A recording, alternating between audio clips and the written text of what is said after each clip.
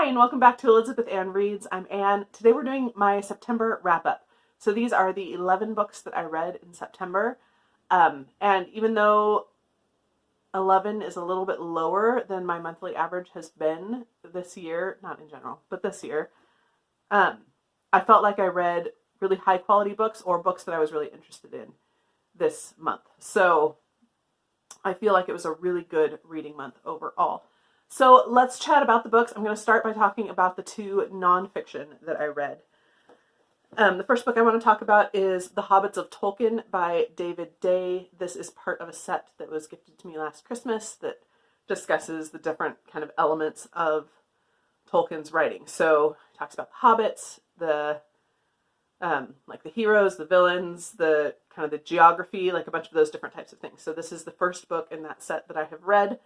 It was really interesting. He goes into kind of the history of language and the languages that Tolkien used to create his, just kind of his new characters from. So, you know, the roots of the word hobbit and even the specific names of the hobbits and how their characteristics are tied into the words that created their names. Really interesting stuff, and I know Tolkien was a master of languages, and he did a lot. He pulled a lot from Old English and from different languages and put it into his writing.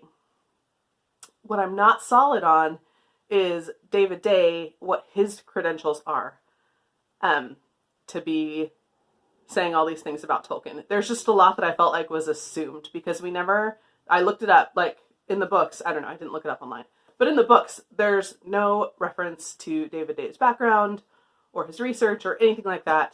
And I'm just not 100% sure that I trust him. And, you know, he's saying that the word hobbit came from all these different words. Well, is that just some speculation? I mean, I know there's some fact in there for sure, but did he just spin a whole bunch of things out of the information we do have? I don't know. I don't 100% trust David Day as a scholar, I guess. But in general, I found it pretty interesting. And it's a beautiful book. It's filled with all kinds of illustrations, and, you know, just it's a really beautiful, quick book to read, and I will be picking up the rest in the series at some point. The other nonfiction that I read or finished this month was the first volume of Ellen Montgomery's journals. These have actually fairly recently been published. Her journals were published back, I want to say in the 80s or 90s, but they had been edited. And this is the first time her full journals have been published as they were written. And this is the first volume. I think there's 5 volumes altogether. And so this covers her teen years to her early to mid-20s. And I actually started reading this back in January and then got a little derailed. But I had purposed to finish it this month because Krista over at Books and Jams was doing Kindred Spirit September. So it was just that little push that I needed to get back into it and push through to the end. I struggled with the first half of the book, mostly because she was a teenage girl writing a teenage girl's journal. Like, the writing is beautiful, but the content is very much what you would expect from a teenage girl. I mean, I kept a diary at, 13, and that's what it felt like. It felt like, again, the writing was much better than mine was, but it felt like, a teenage girl being gossipy, and then we did this and had these adventures and giggling at the boys, and it felt, I was just a little like, huh. But yeah, anyway, we moved beyond that. So the second half, I really started to get into it as she grew into adulthood, and struggled more with things that felt very real. I mean, just the struggle of friendship and relationship and depression and, struggling with even the direction of her life. And again, the last couple hundred pages, I just felt like were really, really interesting and gave a lot of insight into the woman and the writer that she became. I am definitely going to be continuing on and getting the second volume. I want to read more. There was a quote that I wanted to read to you. This is from the entry on Wednesday, October 10th, 1900. It says, "It is a horrible thing to get heartbreakingly, despairingly lonely. It is not often that I do.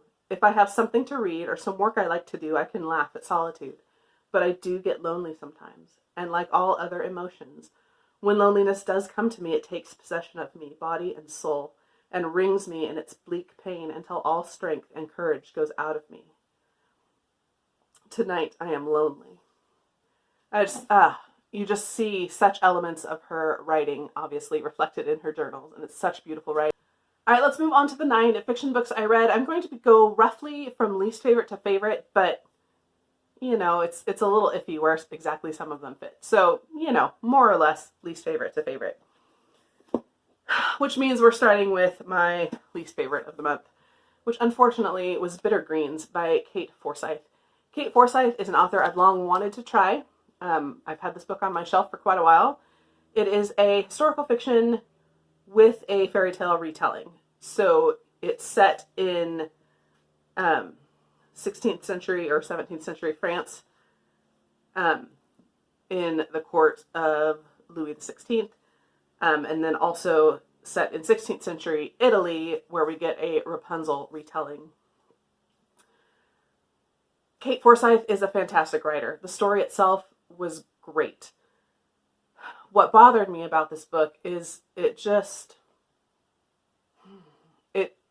crossed some lines that for me it was too far. She went too far into rape scenes and witchcraft elements, like describing spells in detail and all the ingredients, and they buried it under the window and said these words. It was just too much. But definitely there was way too much violent sex in this book. It's not that I can't read a rape scene. It's not that I haven't read things that are just as explicit. This one just left me feeling gross after, and I don't like that, oddly. It just, somewhere for me, it crossed a line and it was too much. There was too much information. It just left me feeling icky afterwards. So unfortunately, I'm not going to be picking up any more Kate Forsyth. But I do think she's a fantastic writer. Next on my list is Come Tumbling Down by Shannon McGuire. This is, I think, the 5th book in the Wayward Children series, which I won't tell you too much about, but this follows a group of children who have traveled to other worlds and then come back. So, you know, think Alice in Wonderland or the Pevensey children from Narnia. They've traveled and then come back, and so they don't fit into our world anymore. They're different. And so this is a home for these children. And then each book follows an individual story, one of the kids' individual stories. First off, I did not like the first book, Every Heart a Doorway. I did not like it all. But I had heard multiple people say that the rest of the books are much better. So I continued on, and I've really enjoyed most of the rest of the books. This is the newest one, Come Tumbling Down. It was not one of my favorites. It's still a good book, a really interesting story.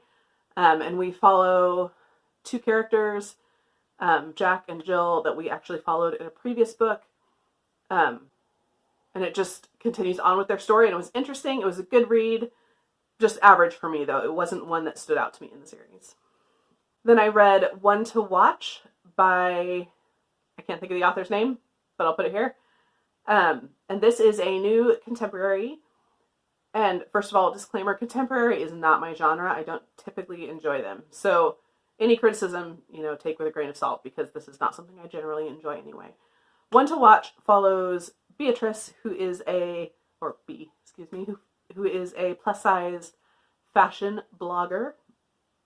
And she writes a post that goes viral about kind of slamming the TV show Main Squeeze, which is basically The Bachelorette, for their lack of body diversity and lack of diversity in general.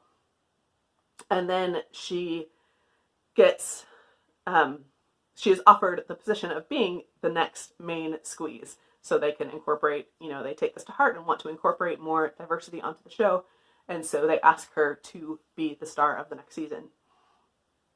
Okay, I am not a reality TV watcher. I've never watched The Bachelorette or The Bachelor.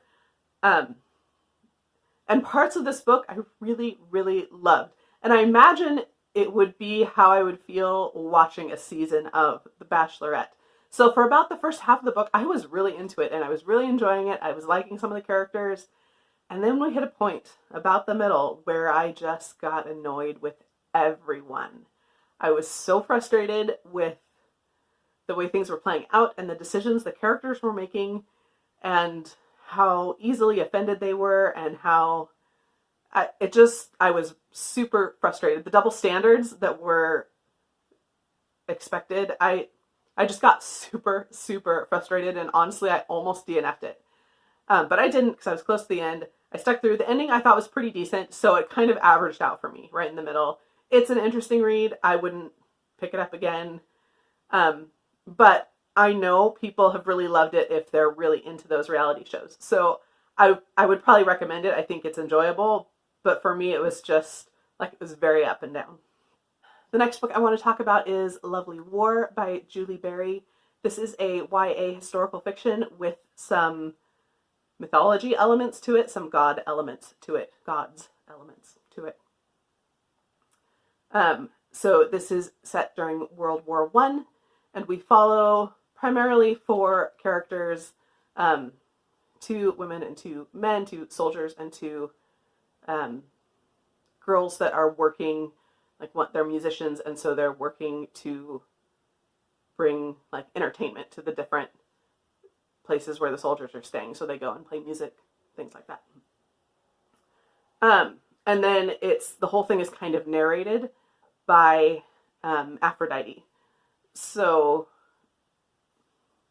that adds almost a fairy tale feel to it. It's pretty interesting. It's a solid book.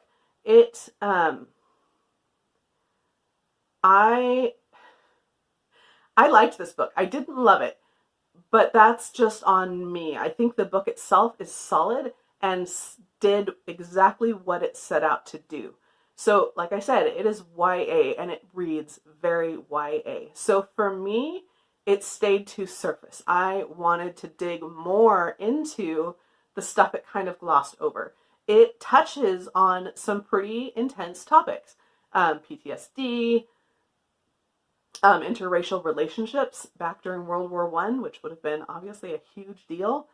All these things that it touched on that it could have done a lot with, and I felt like it just glossed over them, which is fine because it's YA and it doesn't need to dig into these things as deeply as I necessarily want it to.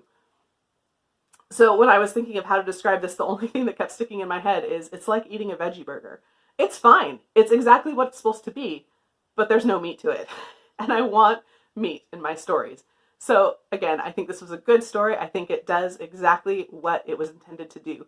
It is a book I would absolutely pass on to my nieces. It's very clean. Just for me personally, I want a little more depth to my stories. Next up is The Switch by Beth O'Leary. This is another contemporary that follows 2 women, a grandmother and a granddaughter. Both of them are kind of in places in their life where they're feeling a little stuck. So they decide to switch places. The grandmother goes to live in this flat in London, and the granddaughter comes out to this little village to live in her grandmother's house. There is some romance in here, although the romance is not dominant at all in the book. There's some issues dealing with grief, some pretty heavy topics. And overall, this book was just utterly charming. I loved following both stories, actually. The granddaughter living amongst this community of mostly older people and how quirky it is, and just, these old people that are all gossipy and spying on their neighbors, but all sticking up for each other all the time too. And it was just lovely. And then you have the grandmother living in this flat, trying to make friends, in the big city. It's just, I loved this book. I was honestly not a huge fan of Beth O'Leary's first book, The Flat Share. I thought this one was so much better. I loved this book. Next up, we have Majesty by Katharine McGee. This is the sequel to American Royals, which I read last month. This follows the America's royal family. So if George Washington had become king instead of president, if we had a monarchy, this follows the Washington family. And we follow primarily Beatrice, who is the eldest daughter and the queen to be. I I won't go into much more than that because it's the second book in the series, and so spoilers. But we follow Beatrice. That's funny. I read 2 books this month with the main character named Bea or Beatrice. Huh. Odd. Anyway, we follow Beatrice and her younger siblings who are twins, Jefferson and Samantha. That's her name. As well as a couple of their friends. And so we get kind of all their intertwining stories. I've talked about American Royals before. I really loved American Royals, and it left the end very open to do a lot of things with the sequel. The sequel didn't go where I expected it to, and I like it for that. It did not take the easy route and tie everything up in neat little bows. It left it messy. And for the most part, I really liked what the sequel did. I didn't like it quite as much as the first one. And there was one character in particular who I felt didn't get kind of a fully developed story. She felt more like just a pawn moved around to move other stories forward. But in general, I thought it was a really good sequel. It's a duology that I would definitely recommend. Even though it's not really my genre, contemporary, I've already mentioned, not my genre, I think this duology is just a lot of fun and would really recommend it. Next up, I read Romeo and Juliet. I read this way back at the beginning of the month for ShakeTube. I was inspired by Rainy over at Rainy Day Reads. I had never read a Shakespeare play. This was my very first, and I loved it. I'm ashamed of myself that I have not read Shakespeare before, and I'm definitely looking forward to picking up more. I'm not going to tell you the plot because it's Romeo and Juliet. Even I knew the plot and I hadn't read it, so we're not going to talk about that. But the writing was fantastic. There was a lot of humor that I really enjoyed. This version has, this edition, I should say, has some annotations. So words that I don't know, or words that maybe aren't used the same nowadays as they were back then, it gives little definitions for, which is super helpful. And yeah, I loved this so much, and I will pick up another Shakespeare very, very soon. What Shakespeare plays do you recommend for a beginner? I have Midsummer Night's Dream, which I'll probably get to next. That one's been recommended before. And then I also have Hamlet and King Lear. But I don't know where's a good place to go after Midsummer Night's Dream. All right, we're almost there. 2 more books. And these were both just fantastic reads, as was Romeo and Juliet. Like I said, I read a lot of really good books this month. First one I want to talk about is Kindred by Octavia Butler. This is a sci-fi. Technically, it's science fiction, but the science fiction elements are very limited. It reads much more like historical fiction. It has a time travel element, which is what makes it science fiction, but it reads much more like historical fiction. We follow Dana, who, this is set in the 70s, written and set in the 70s. Dana is a Black woman and gets pulled back in time to the pre-Civil War South. So she ends up on a plantation. And it's so incredibly well written. Just so good. We follow just her struggles of being a modern woman thrust into this society and how you deal with that and how you deal with the people and the things that come up that you wouldn't even think about, with a 150-year difference.